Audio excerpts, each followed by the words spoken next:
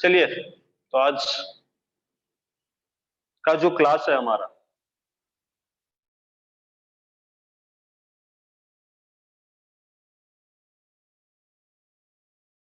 में अभी तक हम लोग काफी कुछ पढ़ चुके हैं।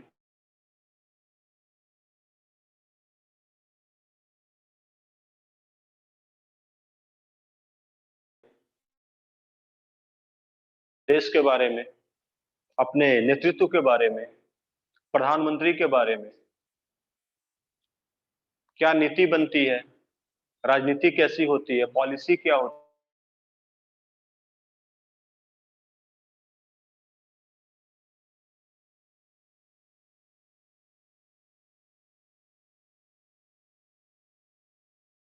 उसी देश में हम बारी बारी सभी देश जिक्र करें।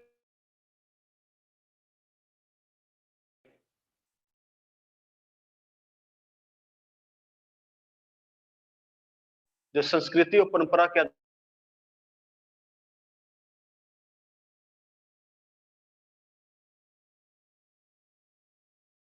छवि है हमारे देश की,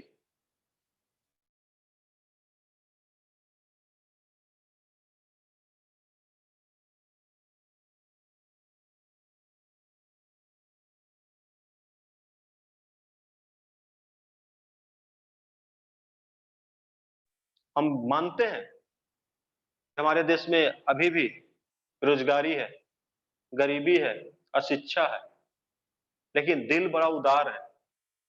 जब राजनीति की बात आती है, पॉलिटिक्स की बात आती है, हम दिल खोलकर भी किसी देश की मदद करते हैं। गुजराल साहब की नीति बताती है, नेहरू जी की नीति बताती है, मोदी जी की नीति बताती है, इंदिरा गांधी की नीति बताती है कि हमने बढ़ चढ़कर सभी की मदद की है हमेशा। और मदद भी कैसा, छोटे स्तर पर मदद नहीं की है। अभी कोविड-19 ले लीजिए, आपको पता होगा दुनिया में सबसे ज्यादा टीके का निर्माण करने की क्षमता जो है भारत के पास, सबसे ज्यादा टीका भारत बना सकती है।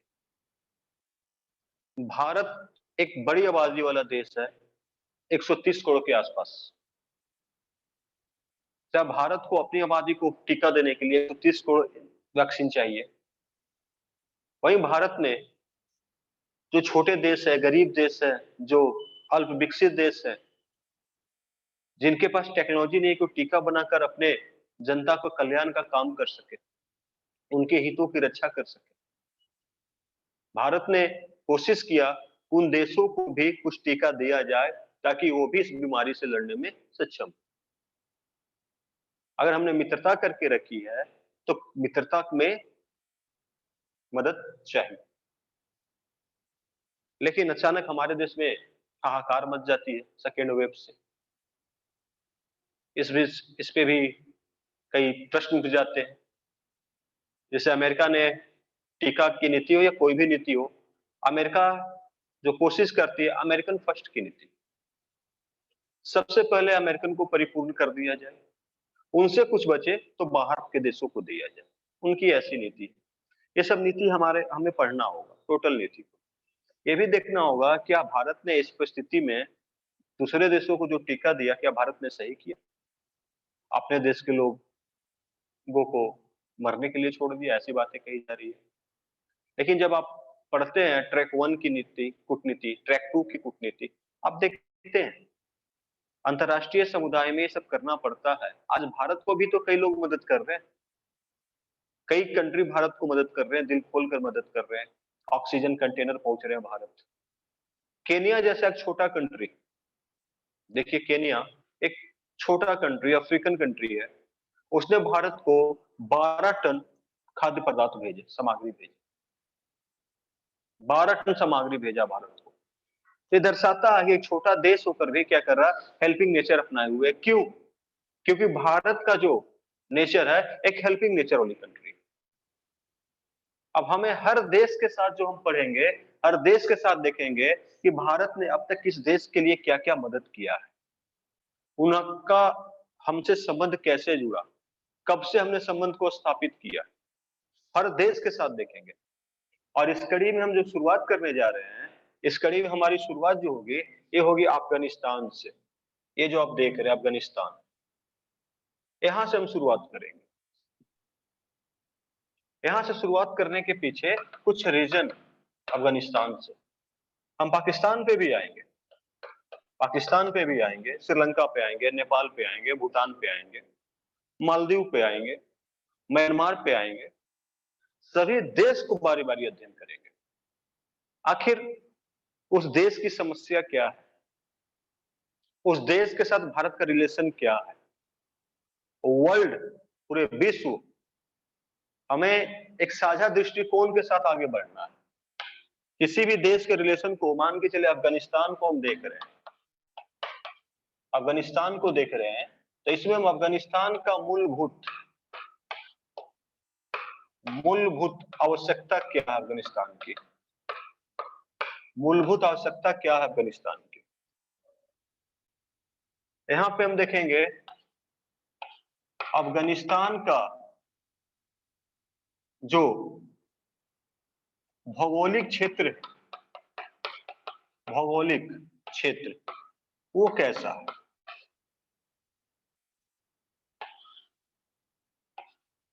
अफगानिस्तान की वर्तमान स्थिति क्या है, वर्तमान स्थिति क्या है।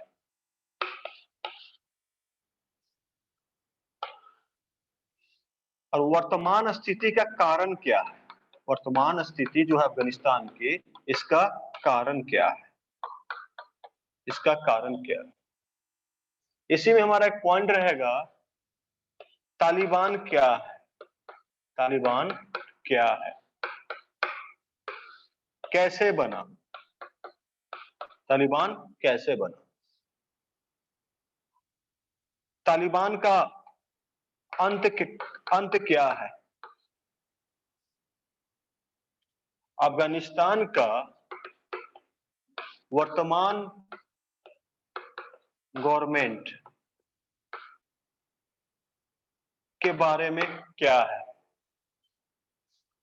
अफगानिस्तान का वर्तमान गवर्नमेंट के बारे में क्या है। इन सब के साथ भारत का क्या रोल है, यहां पे भारत का क्या रोल है, साथ ही अफगानिस्तान के साथ विश्व का क्या रोल है, विश्व में क्या रोल है, यहाँ पे यूएसए, रसिया का यहाँ पे क्या रोल है, यूएसए का, रसिया का यहाँ पे क्या रोल है। एक नीति आई थी, good Taliban, good Taliban, bad Taliban, Taliban, आखिर ये क्या है, गुड तालिबान, बैड तालिबान क्या है। इसी में एक चीज हमें और देखना है, मॉस्को फॉर्मेट क्या है, मॉस्को फॉर्मेट क्या है, आखिर ये मॉस्को फॉर्मेट है क्या। गुड तालिबान बैड तालिबान का आइडिया कहां से आया, कैसे निकल कर आया, इस गुड तालिबान बैड तालिबान का असर भारत पे क्या पड़ा, भारत के पॉलिटिक्स पे क्या पड़ा, अफगानिस्तान के रिलेशन पे। और इसमें सबसे अहम हो जाएगा कि आखिर तालिबान बनने से पाकिस्तान को क्या प्रॉफिट हुआ, अमेरिका यहां पाकिस्तान को साथ लेकर क्यों चला, पाकिस्तान को साथ लेकर क्या चला, क्यों चला, पाकिस्तान का रोल यहां पे क्या, अफगानिस्तान के साथ पाकिस्तान का रोल क्या, अफगानिस्तान के पास।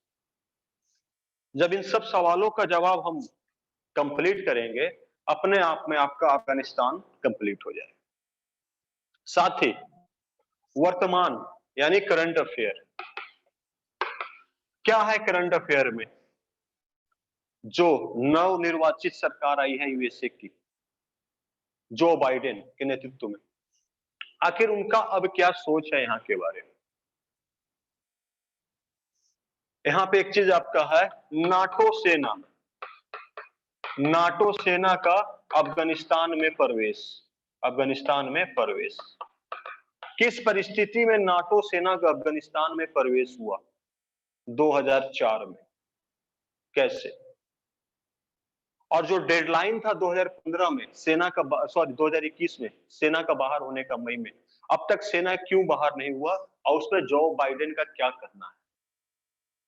भारत की वर्तमान सरकार जो गवर्नमेंट मोदी सरकार है उसका इस परिस्थिति पे क्या कहना है? रशिया की वर्तमान सरकार जो पुतिन साहब के नेतृत्व में है उनका इस पे क्या विचार है? पाकिस्तान इस समस्या को कैसे लेके चल रहा है ताकि इस समस्या को मिला करके अफगानिस्तानी समस्या को मिला करके किस प्रकार भारत के राह में रोड़ा अटकाया जाए? तालिबान का फॉर्मेशन कैसे हुआ?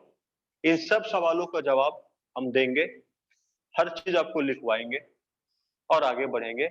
लेकिन हम शुरुआत करेंगे बहुत पीछे से। ये शुरुआत करेंगे हम यहाँ पे अफगानिस्तान को समझने के लिए हमें वियतनाम के साथ शुरुआत करना होगा। वियतनाम, आखिर वियतनाम से क्यों शुरू करेंगे हम अफगानिस्तान? कहां अफगानिस्तान और कहां वियतनाम आसियान कंट्री में? क्या लिंक है दोनों के बीच में कि हम जो स्टडी करने जा रहे हैं इस बारे में वो हम शुरुआत करने जा रहे हैं वियतनाम से। इसके पीछे खास रीजन है क्योंकि जिस अफगानिस्तान को आप आज देख रहे हैं, आतंकवाद देख रहे हैं, बम फटना देख रहे हैं, गोलीबारी चलना देख रहे हैं, डेली लोगों की मृत्यु देख रहे हैं, डेली न्यूज में कुछ ना कुछ अफगानिस्तान से रिलेटेड होता है।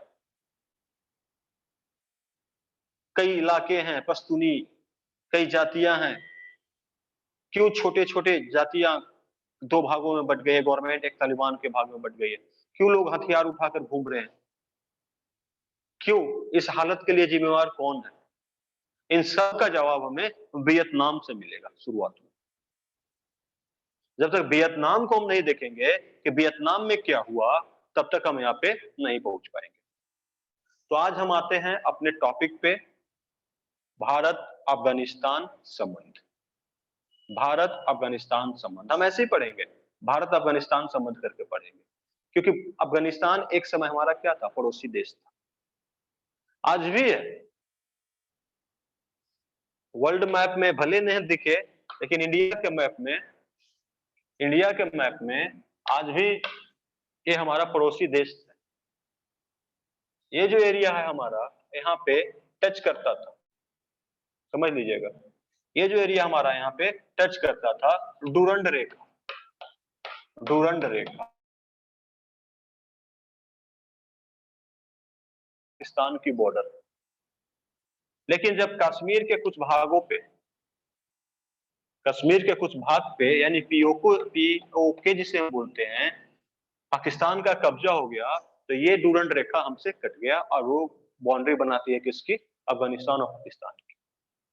बट एक यूएनओ में केस है, इसलिए हम अभी भी बोलेंगे कि हमारा पड़ोसी है, लेकिन धरातल पे ये दिखता नहीं है, धरातल पे ये दिखता नहीं है। ये पाकिस्तान के साथ संबंध, हमारे लिए अफगानिस्तान बहुत अहम रोल निभाता है, बहुत अहम रोल निभाता है। अफगानिस्तान से हम सीधे मध्य एशिया से संपर्क कर सकते थे सीधा,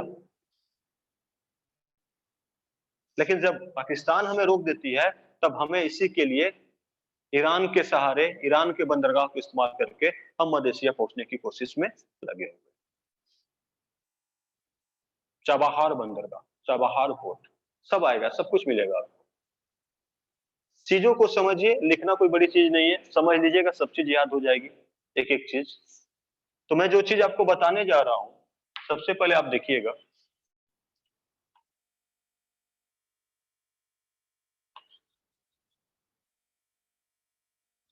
ये है आपका अफगानिस्तान। बात समझिएगा सिर्फ, ये है इंडिया और यहाँ पे है बहुत सारे देश हैं, यहाँ पे इस बीच में बहुत सारे देश है यहाँ पे, इसको हम बोलते हैं आसियान। 10 देशों का समूह है, 10 देशों का समूह है आसियान। इस जगह पे एक कंट्री है जिसका नाम है वियतनाम, वियतनाम।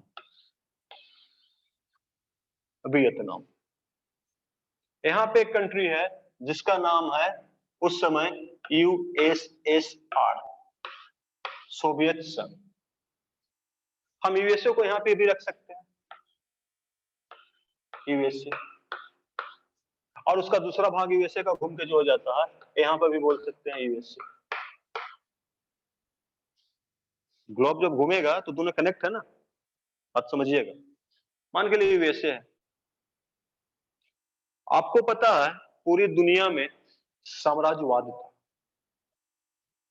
एक देश दूसरे देश को गुलाम बना करके उसके संसाधनों की प्राप्ति करते थे। उसमें सबसे ज्यादा कोई अगर गुलाम बनाने में कोई आगे था तो यूरोपियन कंट्री थे।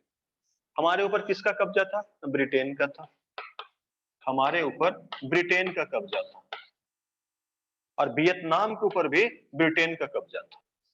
चीज को समझिएगा, वियतनाम के ऊपर भी ब्रिटेन का कब्जा था। जब सेकेंड वर्ल्ड वॉर हुआ, कॉलोनियां छोड़कर लोग जाने लगे, साम्राज्यवाद की समाप्ति होने लगी, इस समय वियतनाम से ब्रिटेन क्या कर रहा था? वापस निकल रहा था। ब्रिटेन वियतनाम से भी वापस निकल रहा था। इस समय यूएसए और ब्रिटेन के बीच एक बात हुई, अंडरस्टैंडिंग हुई, समझौता हुआ। आप इस कॉलोनी को छोड़ रहे हैं, आप इसे मुझे मेरे हवाले कर दें, आप इसे मेरे हवाले कर दें इस कॉलोनी को। और दुनिया में क्या कहा गया था? साम्राज्यवाद को जड़ से समाप्त करना। ब्रिटेन निकल रही है, अमेरिका इसमें इन कर रही है, तो साम्राज्यवाद कहां समाप्त हो? फिर तो इसका शोषण किया जाएगा। एक गया दूसरा आया, एक गया दूसरा आया, और ये आया भी, ये आया भी, ये यहां पे आया भी। आने के पश्चात वियतनाम वालों ने इस चीज को नामंजूर कर दिया। नहीं, अब नो मोर। हम भी थक चुके थे गुलामी से, और भी देश जो गुलाम थे सब थक चुके थे। अब नो मोर गुलामी, अब मुझे कोई देश नहीं चाहिए, गुलाम हम नहीं रहेंगे। तो एक सुपर पावर कंट्री, पता है कि जापान पे परमाणु बम मारने के बाद वो एक सुपर पावर कंट्री बन चुका था। तो कैसे सुपर पावर कंट्री को रोका जाए इस वियतनाम में? इसके खिलाफ अगेंस्ट कौन है दुनिया में जो आपकी मदद कर सके? तो एक ही मुल्क नजर आया, यूएसएसआर। यूएसएसआर यूएसएसआर ने वियतनाम के लोगों को कहा जाता है कि हथियार मुहैया कराए। यह भी कहा जाता है कि जो हमारा अंडमान निकोबार एरिया है, इस एरिया में उन्हें ट्रेनिंग दी गई वियतनाम के लोगों को। अनऑफिशियल बात है, ऑफिशियल इसको नहीं बोल सकते। कहा जाता है यहाँ पे ट्रेनिंग दी गई, और वियतनाम वाले लोगों ने जो नंगे पांव रहते थे, जिन्हें युद्ध कला में माहिर नहीं थे, वैसे लोगों ने जो साइकिल पे चलते थे, गोरिल्ला युद्ध छेड़ दिया यूएसए के खिलाफ। और लास्ट में यूएसए को यहां से भागना पड़ा, वियतनाम से। इस वियतनाम से यूएसए को भागना पड़ा। तो जब यूएसए यहां से निकल गई, इसकी क्या हुई?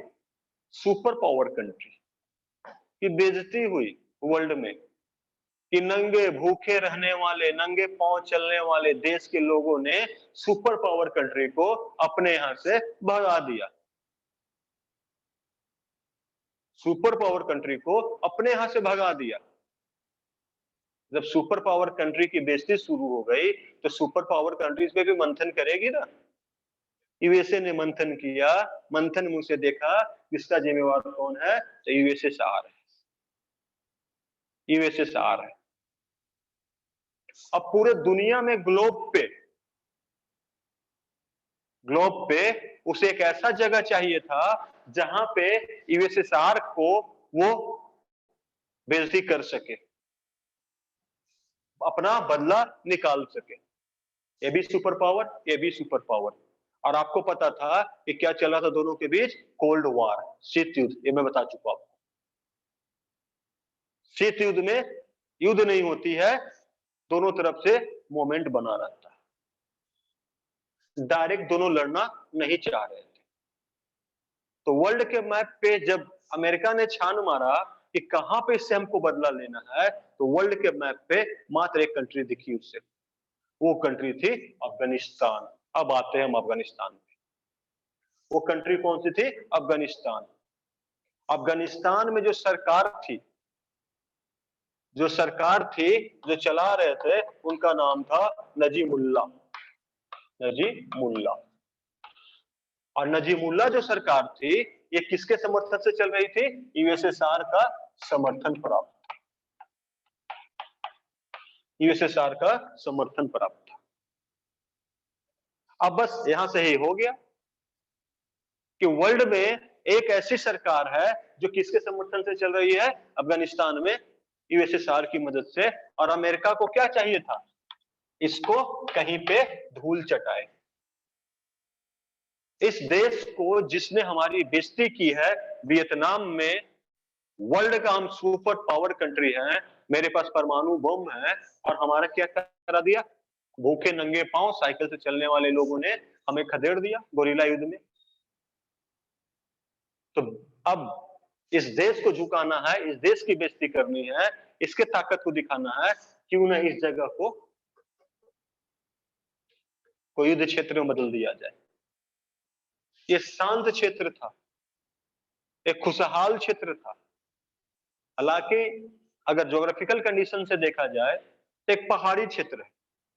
बात समझिएगा, एक पहाड़ी क्षेत्र है जहां पे विशेष तौर पे न ज्यादा कृषि है, न ज्यादा खनिज संपदा है, ना ही कुछ उद्योग है ज्यादा। फिर भी एक क्या था? शांत देश था। नजीमुल्लाह की सरकार थी, और किसके समर्थन से चल रही थी? यूएसएसआर के समर्थन से चल रही थी। तब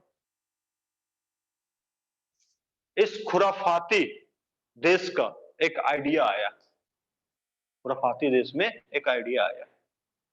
उसने, एक कंट्री है यहां पे, इस कंट्री को आप सब जानते हैं,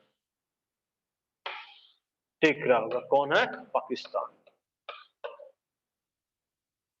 आपको पता है कि भारत आजादी के बाद, अपने आजादी के बाद, न इस गुट में गया था न इस गुट में गया था। और पाकिस्तान किस गुट में चला गया था? यूएसए गुट में। तो संपर्क में थे दोनों। ये सब चीज इसलिए पहले पढ़ा दिया जाता है कि चीजें आपको समझ में आए। इस गुट में चला गया था। इस गुट में जाने के बाद उससे दिखा पाकिस्तान। पाकिस्तान की मदद से इसने यहाँ पे एक संगठन खड़ा किया। संगठन का नाम है तालिबान। क्या पाठ पढ़ाया गया? कैसे खड़ा किया गया? पीछे में सारा खेल यूएसए का, और फ्रंट में कौन था? पाकिस्तान। कैसे पढ़ाया गया पाठ सुनिएगा। ये जो यहाँ पे अफगानिस्तान में यूएसएसआर का शासन चल रहा है नजीमुल्लाह के तहत, ये क्या है? ये क्रिश्चियन है। ये क्रिश्चियन है, ये मुस्लिम नहीं है। और क्रिश्चियन और मुस्लिम क्या है? एक दूसरे का जन्मजात शत्रु है। जन्मजात शत्रु है दोनों। तो आप कैसे क्रिश्चियन की मदद से सरकार को चला रहे हैं? अपने शत्रु को पहचानिए, अपने शत्रु को पहचानिए। आपका इस्लाम राष्ट्र है, दुनिया में इस्लाम का बोलबाला होना चाहिए। ये सीख दी गई लोगों को। और सबसे बड़ी बात है, ये पहाड़ी क्षेत्र है, एक दूसरे से कटा हुआ क्षेत्र रहती है, और यहाँ पे लोगों को विशेष जानकारियां नहीं थी। राष्ट्रीयता की भावना तो बिल्कुल नहीं थी अफगानिस्तान में उस समय। तो कुछ लोगों को क्या किया गया? माइंड वॉश किया गया इस्लाम के नाम पे। इस काम को अंजाम कौन दे रहा था? पाकिस्तान। इसके लिए यूएसए से पाकिस्तान को फंड मिल रहे थे कि तालिबान को क्रिएट करे।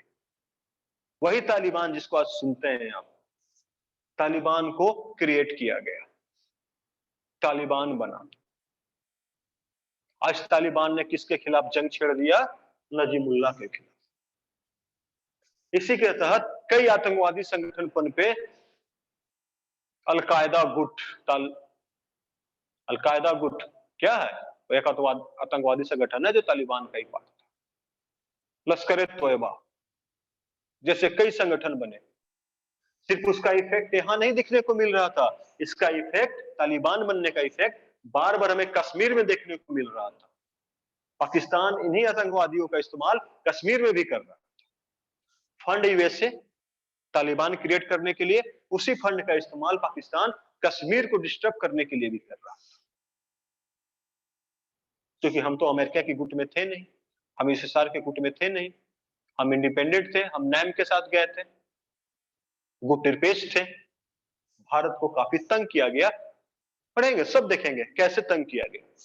पहले हम अपने मुद्दे पे रहते हैं। ये अफगानिस्तान तालिबान क्रिएट हुआ, तालिबान के जो शीर्ष नेता थे उन्होंने, तालिबान के शीर्ष नेता ने नजीमुल्लाह को फांसी दे दिया, नजीमुल्लाह की हत्या कर दी गई तालिबान द्वारा। इसे पकड़कर इतना हथियार सबको दे दिया गया। और तालिबान क्या है, टोटल लेटेस्ट टेक्नोलॉजी के हथियार अमेरिका ने सप्लाई करके रखा, मिसाइल्स बम सब कुछ दिए हुए थे, और नजीमुल्लाह की हत्या कर दी गई। नजीमुल्लाह मरे गए। तो नजीमुल्लाह का समर्थन किसने करके रखा था, यूएसएसआर ने। तो यहां पर किसे बुरा लगेगा कि मेरे समर्थित सरकार को हटा करके उसकी हत्या कर दी जाती है, अब क्या होगा। और तालिबान ने पूरे अफगानिस्तान पे कब्जा कर लिया। इस बीच में यूएसएसआर की फौज चलती है तालिबान पे आक्रमण करने के लिए। बात समझिएगा, यूएसएसआर की फौज चलती है तालिबान पे आक्रमण करने के लिए। अमेरिका ने बदला ले लिया, यूएसए से आपने हमें निकाला, वियतनाम से आपने हमें निकाला, हमने आपकी सरकार को अफगानिस्तान से खत्म कर दिया। ये था बदला। लेकिन इस बदले के चक्कर में एक मुल्क, अफगानिस्तान जैसा मुल्क पिस गया।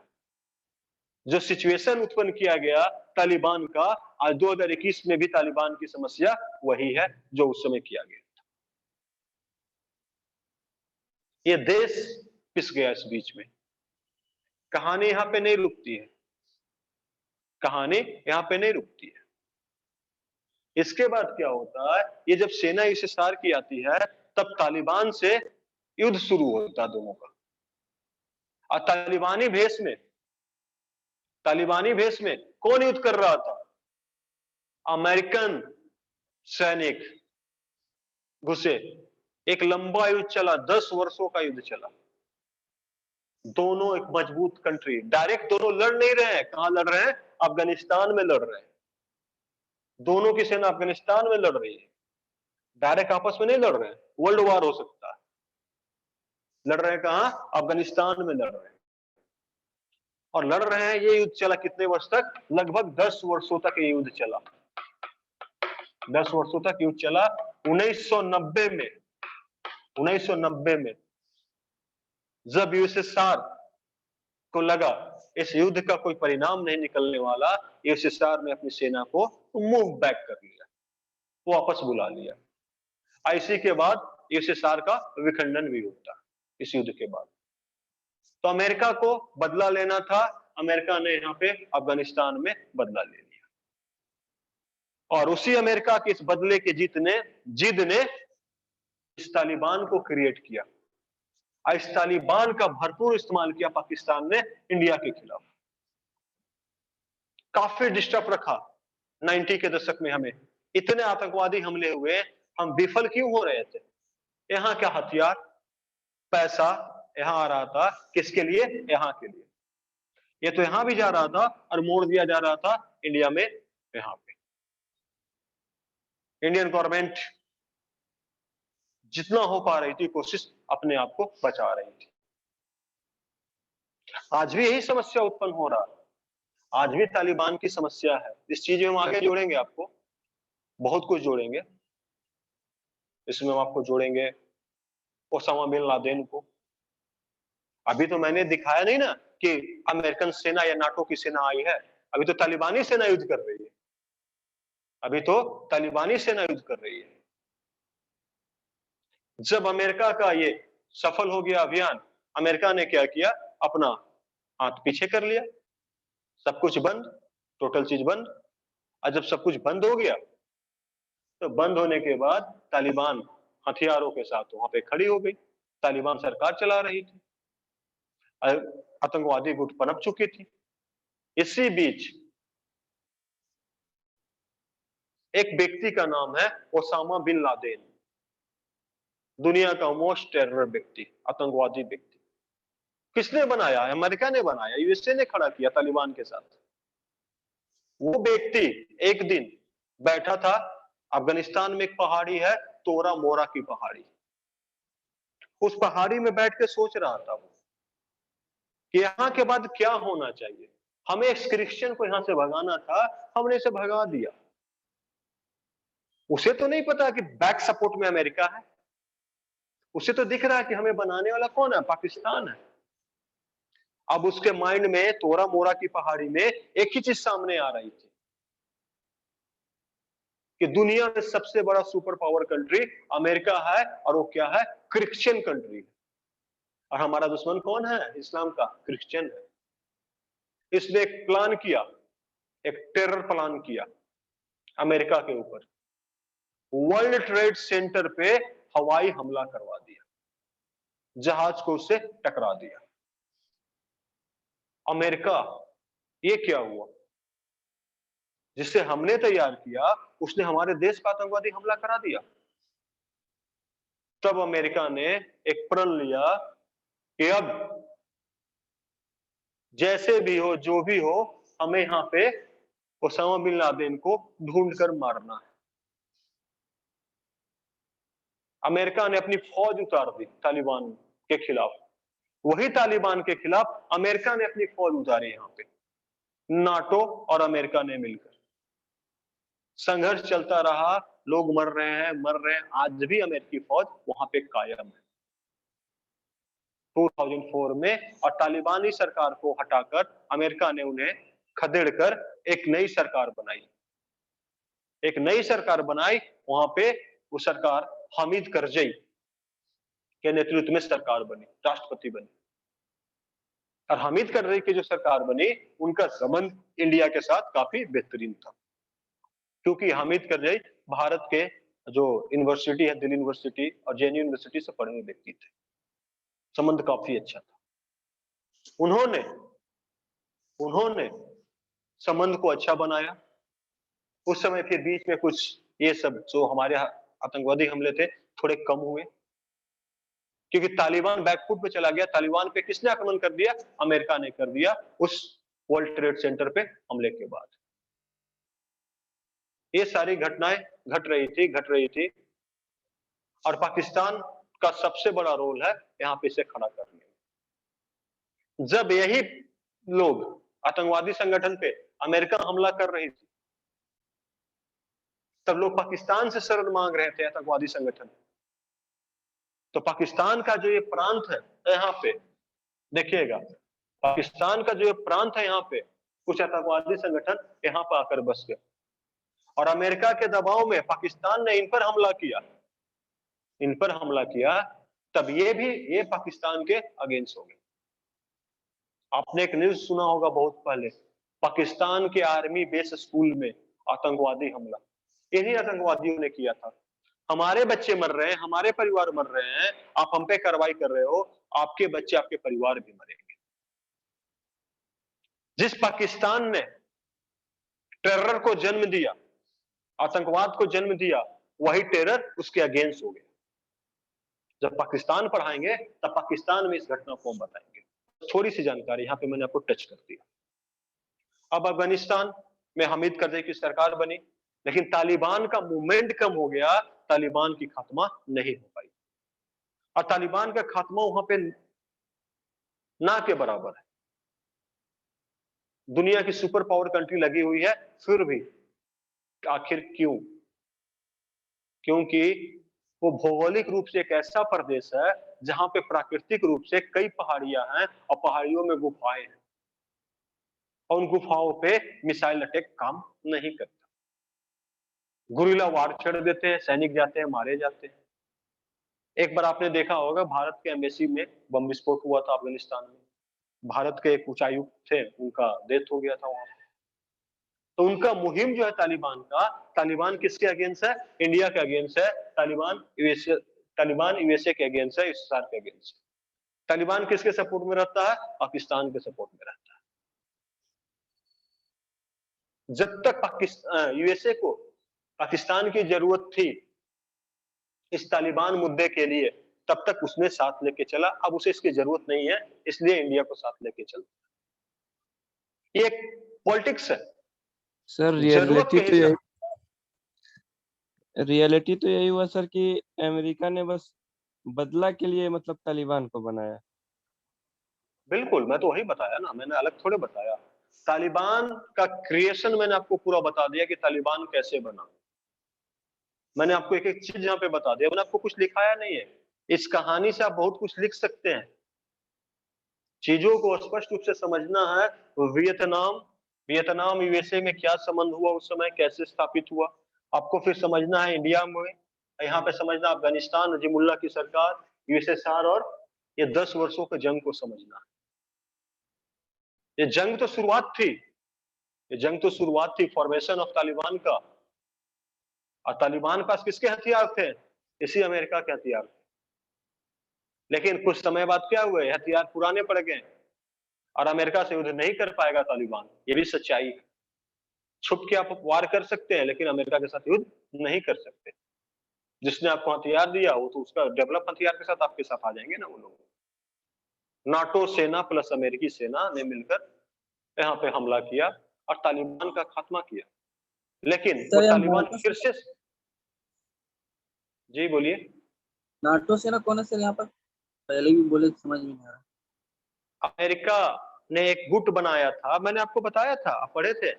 दुनिया में जब दो गुट बने, यूएसएसआर और यूएसए, यूएसए प्लस नाटो गुट था ये। जो भी विकसित देश है जिसने अमेरिका का साथ दिया, जैसे फ्रांस, ब्रिटेन, ये सबकी सेनाओं को मिला करके हम क्या बोलते हैं? NATO country. उन्हें हम नाटो कंट्री बोलते हैं, जो शीत युद्ध में किसके साथ थे? यूएसए के साथ। और उन्होंने एक सेना का फॉर्मेशन किया था, वो नाटो सेना कहते हैं उसी को। यूएसएसआर ने भी अलग से एक फॉर्मेशन किया था जो उनके साथ थे, उनको मिला करके एक सेना बनाई थी। तो इन्होंने जो बनाया था नाटो